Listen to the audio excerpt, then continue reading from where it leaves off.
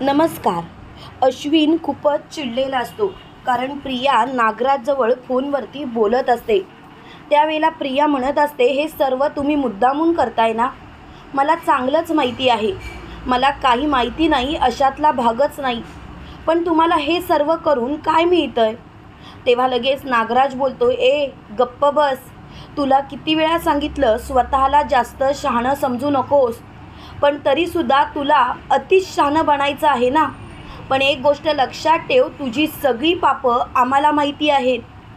तेव्हा लगेच प्रिया बोलते, हे बघा, उगाच अतिशहाणपणा करू नका. मी तुम्ही सांगितलेली सगळी कामं केलेत, कोणती केली नाहीत असं नाही. फक्त साक्षीच्या वेळेला मी पचकली तेवढंच. पण त्यासाठी तुम्ही सर्वांनी मला माफ करा प्लीज. हवं तर मी तुमची हात जोडून माफी मागते, पण हे सत्य कोणाच्याही समोर आणू नका. तेव्हा नागराज बोलतो, का घाबरलीस तू? नाही, तू घाबरलीस हे स्पष्टपणे तुझ्या चेहऱ्यावरती दिसतंय, म्हणून तर तुला विचारलं. तेव्हा प्रिया बोलते, हो घाबरलेच आहे मी. हे बघा, मला जे आता काही मिळतंय ना ते माझ्या नशिबाने. प्लीज तुम्ही काही असं सत्य आणू नका समोर, जेणेकरून मी रस्त्यावर येईल आणि मला त्या दळभद्री लोकांना माझे आईवडील मानावं लागेल. अश्विन हे सर्व बाहेर उभं राहून ऐकत असतो आणि त्याला खूप मोठा धक्का बसतो. तो स्वतःशीच बोलतो, म्हणजे ही मुलगी आत्तापर्यंत मला फसवत होतीच. पण माझे घरचे जे काही मला सांगत होते त्याच्यावरती मी विश्वास का ठेवला नाही? माझा दादा तर माझ्याशी कधीच खोटं बोलू शकत नाही ना.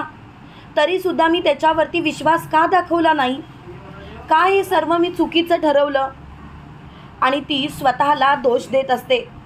त्याच वेळेला लगेच प्रिया म्हणते, हे बघा, हे जर का सत्य सर्वांना समजलं की ती मैनावती आणि ती सदाशिवराव लोखंडे हे माझे आईवडील आहेत, तर मात्र मला सगळेजण नाकारतीलच, पण अश्विनसुद्धा मला या घरातून बाहेर काढेल. तेव्हा नागराज बोलतो, मग आम्हाला तर तेच पाहिजे. आम्हाला तर तू उद्ध्वस्त झालेलीच पाहिजेस. तुला माहिती नाही तुला अजून काय काय भोगायचं आहे ते. तेव्हा प्रिया बोलते, हे बघा, मी तुम्ही सांगाल ती सर्व कामं करायला तयार आहे. पण आता मात्र प्लीज हे असं करू नका, जेणेकरून मी रस्त्यावर येईल प्लीज. त्यावेळेला इकडे अश्विन मोठ्याने ओरडतो, तन्वी. तेव्हा मात्र प्रियाच्या हातातील मोबाईलच खाली पडतो. नागराज लगेच फोन कट करतो आणि नागराज इकडे म्हणतो, वाट लागली. एवढ्या लवकर हा मोहरा आमच्या हातातून जायला नको होता. हिला अजून खूप त्रास द्यायचा होता, पण जाऊ देत, इट्स ओके. आता मात्र हिची चांगलीच वरात निघणार. आणि अशी तशी नाही, चांगलीच. आता तर ही पुरती रस्त्यावर येणार आणि मला तर तेच बघायचं आहे. तर इकडे अश्विन बेडरूममध्ये आलेला असतो. त्यावेळेला प्रिया म्हणते, अश्विन तू केव्हा आलास आणि एवढ्या मोठ्याने का ओरडलास? आणि ती चाचपडत लगेच स्वतःचा मोबाईल हातात घेते. तेव्हा लगेच अश्विन बोलतो, लाज नाही वाटत तुला? तू जे काही करतेस ते चुकीचं आहे असं वाटत नाही का तुला? तेव्हा लगेच प्रिया बोलते, काय झालं अश्विन, माझं काही चुकलंय का? तेव्हा अश्विन बोलतो, हो तुझं भरपूर काही चुकलंय, पण तुला मात्र ते कळतच नाही. तुला मात्र स्वतःचं तेच खरं करायचं आहे ना. बघ आता स्वतःच्या आयुष्याची वाट कशी लागते ना, ती बघ. तेव्हा मात्र प्रियाला खूपच राग आलेला असतो. त्यावेळेला प्रिया मोठ्याने बोलते, पुरे, आता हा विषय समाप्त करा आणि मला आता या विषयावरती वाद घालायचा नाही. हा विषय जर का इथल्या इथे थांबला तर बरं होईल. अश्विन, तू असं का वागतोस? त्यावेळेला लगेच अश्विन बोलतो, हे बघ, मी जे काही वागतोय ना ते खरं खरं वागतोय. माझ्यावरती विश्वास ठेव आणि आत्ताच्या आता या घरातून चालती पड. त्यावेळेला प्रिया बोलते, म्हणजे अश्विन तुझं काय म्हणणं आहे? तू काय बोलतोयस, कळतंय का? तेव्हा अश्विन बोलतो, तू असं नाही ऐकणार. तोंड उघडायला मला लावू नकोस. आणि अश्विन प्रियाचा हात धरतो आणि प्रियाला फरफटत हॉलमध्ये घेऊन येतो आणि जोरात ढकलून देतो आणि म्हणतो, निघ आता इथून. आम्हाला तुझं तोंडसुद्धा पाहायचं नाही आहे. तू जर का इथून गेलीस तर बरं होईल. त्यावेळेला प्रियाला खूपच राग आलेला असतो. प्रिया मोठ्याने बोलते, आता सगळं संपलंय. मला तर काय करावं तेच कळत नाही. पण मी मात्र आता शांत राहणार नाही म्हणजे नाही. एकेकाला एकेकाची लायकी मात्र मी दाखवणारच.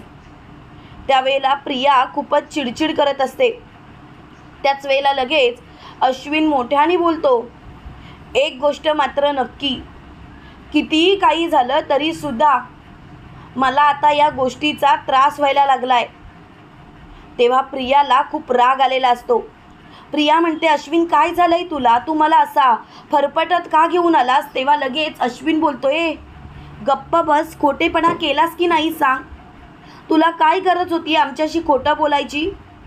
असं खोटं बोलून तुला काय मिळालं तेवढं फक्त सांग. तेव्हा प्रिया बोलते, अरे तू असं का करतोस? का मला समजून घेत नाही आहेस? मी असं काहीच केलं नाही, किती वेळा सांगू तुला? पण तुला मात्र ते पटतच नाही आहे. तुला मात्र स्वतःचं तेच खरं करायचं आहे, जरा तरी समजून घे. तेव्हा मात्र अश्विन खूपच चिडलेला असतो. शेवटी अश्विन मोठ्याने बोलतो, मला काहीच ऐकायचं नाही. एक गोष्ट मात्र मला कळून चुकली आहे की तू एक नंबरची खोटारडी आहेस आणि तुझ्या या कोणत्याच प्रश्नांना मला उत्तरं द्यायची नाहीत. तेव्हा मात्र प्रियाला खूपच राग आलेला असतो. प्रिया खूप चिडचिड करत असते. ती मोठ्याने बोलते, पुरे झालं, आता मला हा विषय ताणायचाच नाही आहे. हा विषय जर का इथल्या इथे थांबला तर बरं होईल आणि प्लीज हा विषय इथल्या इथे थांबव. तेव्हा सायली बोलते, अश्विन भाऊजी काय झालं? तुम्ही एवढे का चिडताय? तेव्हा लगेच अश्विन बोलतो, मला माफ कर सायली वहिनी, कारण नको त्या गोष्टींना मी प्राधान्य दिलं आणि स्वतःच्या पायावर धोंडा पाडून घेतला. खरं सांगायचं तर ही मुलगी या घरात राहण्याच्या लायकीचीच नाही आहे. पण माझंच चुकलं, मी नको त्या मुलीच्या प्रेमात पडलो. पण आता मात्र मला हिच्या सगळ्या गोष्टी कळाल्यात. हिचं फोनवरचं बोलणं ऐकलं आणि माझे धाबेच दणाणले. तेव्हा मात्र प्रिया स्वतःशीच बोलते, वाट लागली. म्हणजे याला कळालंय की मी प्रतिमा आणि रविराजची मुलगी नाही ते. आता मी काय करू? कसं सावरू स्वतःला? पण काही करून मला स्वतःला सावरावंच लागेल, नाहीतर सगळं काही हातातून गेलेलं असेल. आता तर मला कळतच नाही आहे, पण मी मात्र आता शांत बसणार नाही. आता तर मला ह्याची लायकी यांना दाखवावीच लागेल. आणि ती खूपच चिडचिड करत असते. त्यांना खूपच राग आलेला असतो. ती मोठ्याने बोलते, पुरे झालं आता. आता हा विषयच मला ताणायचा नाही आहे आणि हा विषय जर का इथल्या इथे बंद झाला तर बरंच होईल. आणि हा विषय इथल्या इथे बंद झाला तर बरंच होईल. त्याच वेळेला लगेच मोठ्याने सायली बोलते, म्हणजे काय बोलणं ऐकलं तुम्ही अश्विन? तेव्हा लगेच अश्विन बोलतो, ही मुलगी या मैनावती आणि सदाशिवरावांची मुलगी आहे.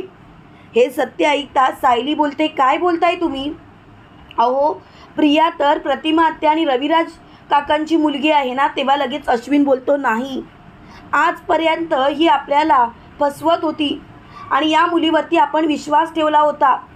पण आज मात्र ही माझ्या मनातून साप उतरली आणि माझा तर आता विश्वासच उडालाय. खरं सांगायचं तर ही मुलगी आपली कोणीच नाही आहे आणि हिला लवकरात लवकर आता या घरातून हाकलूनच द्या. तेव्हा मात्र तिला खूपच राग आलेला असतो. ती खूपच चिडचिड करत असते. ती मोठ्याने बोलते, बस, पुरे झालं, मला या विषयावरती काहीही वाद घालायचा नाही. तेव्हा मात्र प्रियाची खूपच चिडचिड होते. प्रिया मोठ्याने बोलते, आता सगळंच संपलं, हा विषय ताणायला नको. त्यावेळेला अश्विन प्रियाचा हात धरतो आणि तिला फरफटत घराबाहेर काढतो. तुम्हाला काय वाटतं मित्रांनो, खरोखर प्रिया कायमची सुभेदारांच्या घराबाहेर जाईल का? कमेंट करून नक्की कळवा. आणि असेच मालिकेंचे नवनवीन अपडेट पाहण्यासाठी व्हिडिओला लाईक आणि चॅनलला सबस्क्राईब करायला विसरू नका. थँक्यू.